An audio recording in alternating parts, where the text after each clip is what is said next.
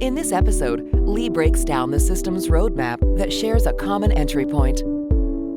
Today I'm going to talk about our FMS curriculum and how it relates to our fundamental philosophies and principles. As most of you know, our fundamental philosophy here at FMS is to move well and then move often. And that's really what we should all be thinking about when we're training the clients and the athletes that we work with on a daily basis. We need to first make sure they can move well. What does that mean? We need to make sure that they're ready to do the things we want them to do. Ultimately, we all want to push our athletes and our clients to a higher level, but are they ready to do that? Is a person ready to do overhead presses or bench press or a squat? Well, so that really comes to the first point and first part of our curriculum, which is FMS Level 1. And what this is designed to do is make sure they're ready to do the things we want them to do. It's not about corrective exercise right now. We have an obligation as professionals to protect the people that we train and work with before we do anything else. So we got to protect them, a lot of times from themselves. We got to make sure that they're not doing certain things. So really, it's about protection. If you score low on a movement pattern, because that's really what the FMS is, looking at fundamental movements, if you score low or have significant limitations or dysfunctions or have pain in certain movements, the first thing we need to do is to protect you from those movements. Avoid those things during training. So that comes to one of our other principles, which is protect, correct, and then develop. So our level 1, our entry point for our curriculum is really about giving you a screen that can help you identify the problems and protect them during training. That's what we want to do. Now the next level, well, that kind of gets us into correction. So we have 3 areas, or really what the FMS should do is give us better decision making. So one, let's think about the priority for the FMS Level 1, protect. So we're looking for dysfunctions and we're looking for pain. Well, pain's a big one. And that takes us to our medical assessment, which this course, the SFMA, is designed for more medical professionals. So we dive a lot deeper into movements and how the body works, because the whole point is not to identify just the area of pain, but more specifically identify the dysfunction that could potentially be causing the pain. Just because your shoulder hurts doesn't mean the shoulder's the problem. It could be something else. So the SFMA Level 1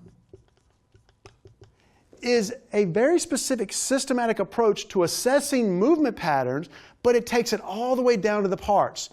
The FMS looks at a big picture, the entire body and how it moves, and it's very high level, if you will. This one gets much more specific, trying to pinpoint the area of dysfunction, but more importantly, the underlying cause or limitation, which may be causing the pain. That's SFMA Level 1, focusing again on the assessment and how you do that. Now let's go back up here to Level 1. If the person's not in pain, what if there's some significant dysfunctions, but there's no pain? Well, now we've got to do our next principle, correct.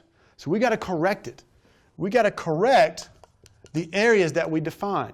That's all about FMS Level 2.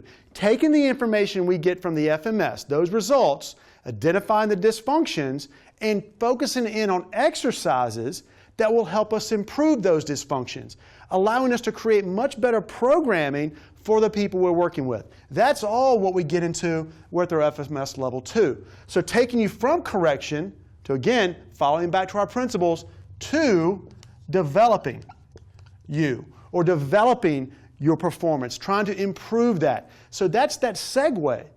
Now, we also have designed a new course, the FCS, new set of testing and screening that really does allow us to go from correction into development, because what the FCS is designed to do, performance level training, or performance level testing and screening. So now, if you score well on the FMS, so you don't have any significant dysfunctions, you don't have any pain, well, you still need to be provided some other screens and some other tests to fine-tune the programming that we're going to prescribe. I need to know, where do I need to focus? Where is your weakness in your development that we can focus on? And that's what the FCS is designed to do.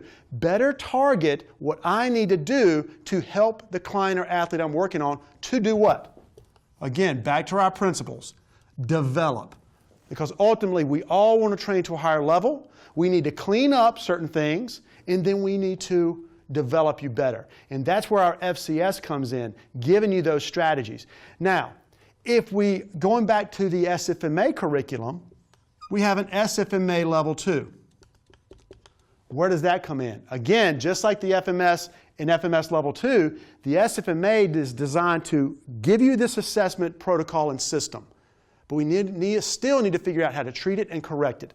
So SFMA Level 2 is about treating and correcting. And you know what? Once we do good treatment, good correction, we get the person moving, you know what we need to do then?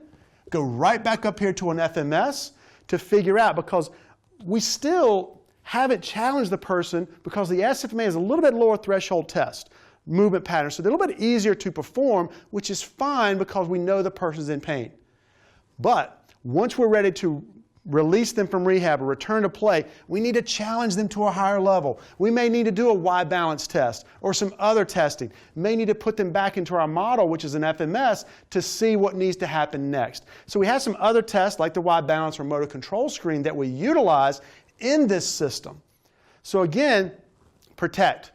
Once we figured out that the person moves well, then let's challenge them a little bit higher. If there's pain, let's figure out what's causing that pain. The medical professionals, let's refer to them if we don't have those skills to figure out what needs to happen. If they've got some dysfunctions, the Level 2 is going to tell us what we need to do, provide the exercise recommendations and strategies to do this.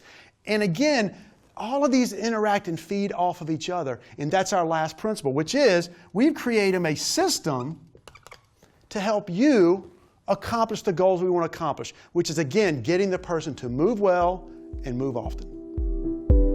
For more information on our seminars, visit functionalmovement.com.